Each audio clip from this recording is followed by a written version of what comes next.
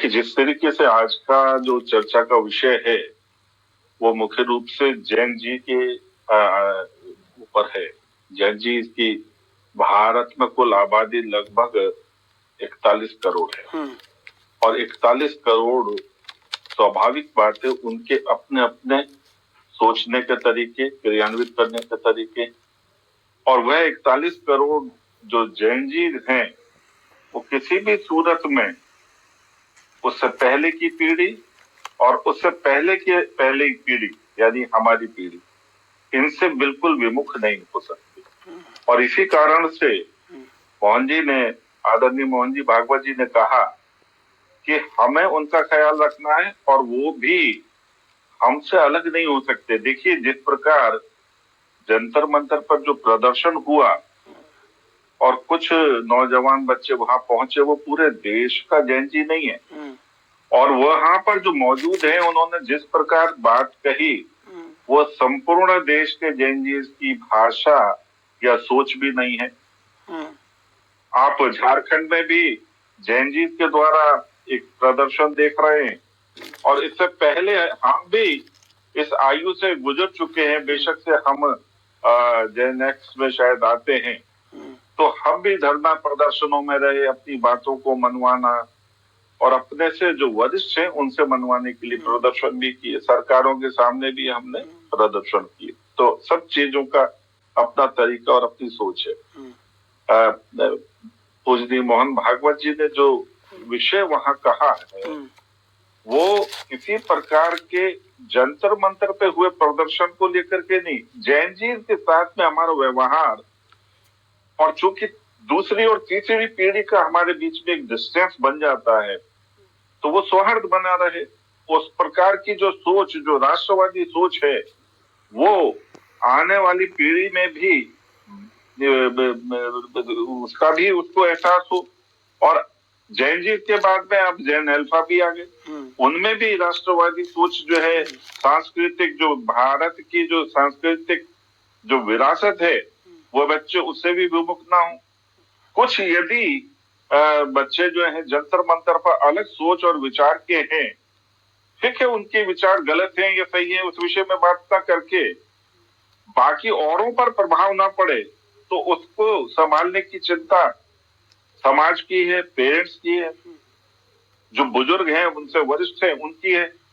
तो मैं ये मान करके चलता हूँ कि मोहन भागवत जी का जो मैं देख रहा था इंटरव्यू, वो बहुत सुलझा हुआ और एक जिम्मेवारी का एहसास दे रहा है कि हमारे आगे की जो पीढ़ी है उसको हमें भी चिंता करनी है और उसने हमारी भी चिंता करनी है, और एक दूसरे के साथ मिलकर के इस देश में अपनी भागीदारी निभानी है। आप देखिए, अभी चर्चा में कुछ बिंदु इस प्रकार के आए जिसमें हम देख रहे थे कि सरकार की हर चीज के लिए जिम्मेवार है, और ठीक बात है, सरकार है, जहां भी कुछ गतिविधियां हो रही हैं तो सरकार के साथ में जोड़ना भी जायज बात है, कोई इसमें गलत नहीं है। अब जिस प्रकार दीक्षित जी ने कहा कि जैसे जंतर मंतर पर जो धरना हो रहा था तो सरकार ने वहां हस्तक्षेप समय पे क्यों नहीं किया? देखिए, कहीं भी प्रदर्शन होता है, झारखंड में प्रदर्शन हो रहा है, सरकार अपने समय पर और अपने तरीके से उसमें इंटरवेन कर रही है। आपने पंजाब में भी देखा, आपने कर्नाटक में भी देखा जी। ये नहीं है कि अगर जिस प्रकार धरना या प्रदर्शन शुरू हुआ और सरकार तुरंत वहां पहुंचती है, और जहां पर गतिविधियां होती है, जैसे किसान मूवमेंट की बात कही, तो किसान मूवमेंट में भी नहीं, मैं आपको उनका भावार्थ समझा देता हूँ। शांत प्रकाश जी, मैं रोक नहीं रहा हूँ आपको। भावार्थ इंदुकांत जी ये कह रहे थे कि ये जो मीटिंग चल रही है कि जब आग लग जाएगी फायर ब्रिगेड की कितनी गाड़ियां जाएंगी, मीटिंग इस बात पे होनी चाहिए आग नहीं लगे, वो ये कह रहे हैं। मीटिंग इस बात पे होनी चाहिए आपकी कि आग लगे ही नहीं, और आपकी मीटिंग किस बात पे होती है कि फायर ब्रिगेड की कितनी गाड़ियां जाएंगी, पुलिस कब पहुंचेगी, और मीडिया कब पहुंचेगा, आपका वाला मीडिया कब पहुंचेगा, उनका वाला मीडिया कब पहुंचेगा, मीटिंग ये होती है। तो मैं वो ये कहना चाह रहे हैं बड़े निष्पक्ष भाव से कि भाई मैं समझ गया आपकी बात को, दोबारा दोहराओ नहीं, मैं समझ गया आपकी बात को। बुरा नहीं मानना, मैं ऐसे मैं बुरा नहीं मान रहा, बिल्कुल बुरा नहीं मान रहा, बिल्कुल बुरा नहीं, बिल्कुल निश्चित है। देखिए जंतर मंतर पर जब प्रदर्शन हुआ और ये महसूस हो गया कि यहाँ पर गड़बड़ हो रही है, जैनजीत में शरारती लोग आ गए हैं और आप देख रहे हैं कि आज वो सब लोग दिखाई भी दे रहे हैं। और पंजाब में 9 आतंकवादी पकड़े गए हैं जो जंतर मंतर पर गतिविधियां करने के लिए वहां पर निरूपित किए गए थे। किसने पकड़ा है? पंजाब पुलिस ने पकड़ा है। और तो अभी ये आपकी बहुत बड़ी नाकामी है कि किसी अगर आंदोलन में आतंकवादी शामिल है तो मैं वही बोल रहा हूँ कि वो शामिल नहीं हो पाए, उसमें पहले सरकार ने एक्शन लिया ताकि कोई किसी प्रकार की घटना दुर्घटना में न बदले। तो मैं ये समझूं कि 9 आतंकवादी जैन जी प्रोटेस्ट में थे जिनको पंजाब पुलिस ने पकड़ाया, आप ये कह रहे हैं? आप खबर तो पढ़ ही रहे होंगे, ऐसी बात दुकान जी आप सुन रहे होंगे इस बात को। दुकान जी आपका हाँ बोल दीजिए, हाथ उठा के आप सुन रहे होंगे इस बात को। नहीं जाटव साहब जो कह रहे हैं वो बात ये कह रहे हैं कि वो आने वाले थे, आए नहीं थे। पुलिस ने, पंजाब पुलिस ने बताया तो ये उनको उन्होंने कहा कि ये भी एक हद तक ठीक कह रहे हैं कि उसको समय रहते पकड़ा तो वो आईबी की और सरकार की सूचनाएं थी, इसीलिए कोऑर्डिनेटेड एक्ट हुआ। लेकिन सर ये परसेप्शन देखिए इंदुकांत जी, देखिए परसेप्शन बहुत गलत हो जाता है। शांत प्रकाश जी बहुत गंभीर बुद्धिजीवी आदमी लग रहे हैं मुझे प्रवक्ता के तौर पे, लेकिन ये परसेप्शन बहुत गलत हो जाता है जब किसी भी आंदोलन में ये बोल दिया जाता है कि इसमें इतने आतंकवादी आ रहे थे। कांग्रेस के समय भी तमाम तरह के आंदोलन होते थे जब कांग्रेस सरकार में थी, तो उसमें कोई आतंकवादी नहीं आया क्या?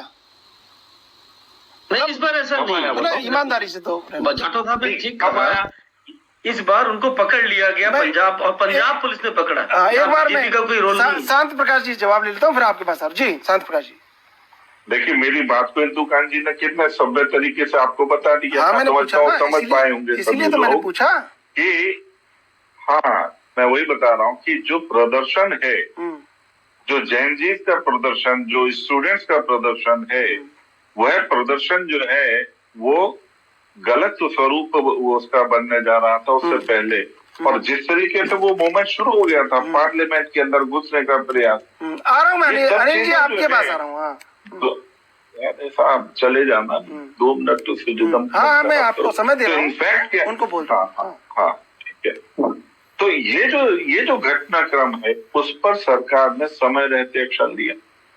मतलब मैं आपको ये बात इसलिए बोल रहा हूँ सर, देखिए मैं इन्हीं बातों को सर देखिए शांत प्रकाश जी, मैं इन्हीं बातों को समझने से मैं नाकाम हूँ और मेरी असफलता का यही सबसे बड़ा एक प्रश्न मेरे ऊपर भी है कि मैं समझ नहीं पाता इतनी राजनीति को।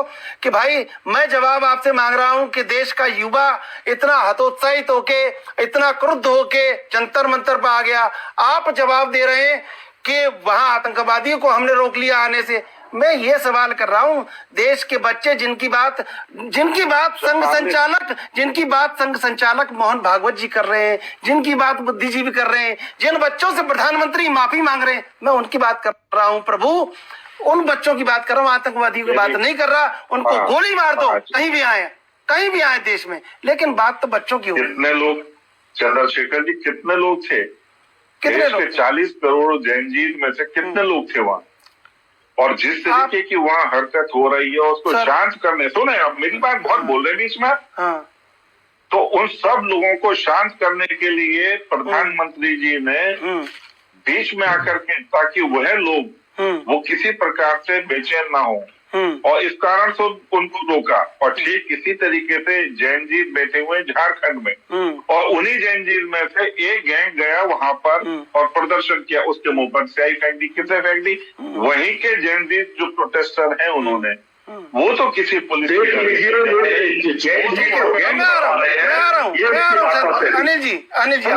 अनिल जी आप बताइए। वो वहां पर तो जो है ना पथराव, ठीक है, वहाँ पुलिस की गाड़ियां नहीं चला रहे। देखिए मैंने सुन लिया, बात कहाँ कंप्लीट हुई है। बात कहाँ कंप्लीट हुई है सर? बात, और वो वहां पर जिन लोगों ने यहाँ उपद्रव मचाया उनको उन्हीं जैनजीव ने कंट्रोल किया, उनको भगा दिया। कर लिया ना सर? हमें दिल्ली जैसी स्थिति नहीं पैदा करनी है यहाँ पर। दोनों पक्ष के थे, परेशान होने चंद्रशेखर जी। मैं परेशान सर, मैं परेशान होता तो मेरे पास बहुत बड़ा शब्दकोश है। मैं पूरी आपको तोड़ मरोड़ को इतना लपेट लेता, आपको घुमा फिरा के। नहीं लपेट रहा सर, नहीं लपेट रहा सर, मैं नहीं लपेट रहा सर। आपने यूजीसी रोलबैक का कोई जवाब नहीं दिया। बात कर लेते हैं।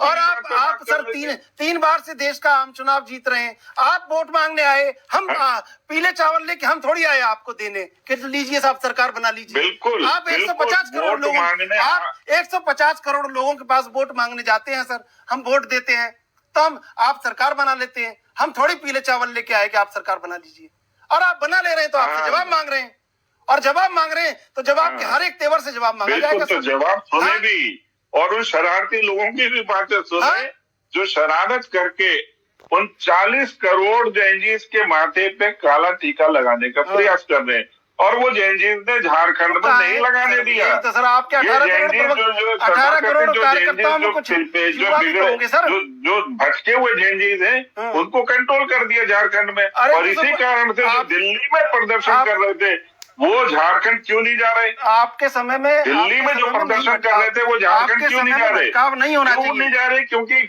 मालूम है कि उनको यहाँ के अलावा कहीं पर भी स्थान नहीं मिलेगा। आपके समय में भटकाव नहीं होना चाहिए, क्योंकि देश का जैनजी भारत का यही तो कहना चाह रहे हैं। वो कौम है, वो युवा है जो इस देश को एकजुट बनाए रखना चाहते हैं, एकजुट बनाए हुए हैं। भारत को तोड़ने वाले इस प्रकार की शक्तियों का यही तो बता रहे हैं सर, कोई नहीं तोड़ पाएगा, कोई नहीं तोड़ पाएगा। यही तो मैं बता रहा हूँ आपको अनिल जी। और सरकार तोड़ने नहीं देगी, नहीं सरकार देखिए सर, अब यही मैं आपको बताने जा रहा हूँ सर, यही मैं बता रहा हूँ आपको सर, यही सर बता रहा हूँ आपको। कोई भी सरकार हो और कोई भी व्यक्ति हो सर, ये देश इतना बड़ा है कि कोई तोड़ नहीं पाएगा इसको। कितना भी कोई कर ले, शासन कर ले, कितना बड़ा व्यक्ति हो जाए इस देश में, इस देश को कोई नहीं तोड़ पाएगा सर। इस देश में बड़े बड़े सम्राट आए, बड़े बड़े सम्राट चले गए। इस देश को कोई कहते थे मुगल हो जाएगा पूरा देश, कोई कहते थे शक आए, हूण आए, कुषाण आए, जाने कौन कौन आया सर। लेकिन ये देश तो ऐसा ही है ना सर। और ये सोने की चिड़िया भी नहीं है, ये सोने का हाथी बन चुका है। अब कुचल के रख देगा कोई ऐसा सोचेगा तो। सबके लिए है सर ये तो, जो देश के खिलाफ सोचेगा। आप अच्छे एंकर के साथ साथ अच्छे प्रवक्ता भी हैं। अब सर आप संभावना मत खोजिए, तो यही प्रोफेशन है, यही पैशन है, इसी को बना रहने दीजिए सर। अनिल जी भाई आप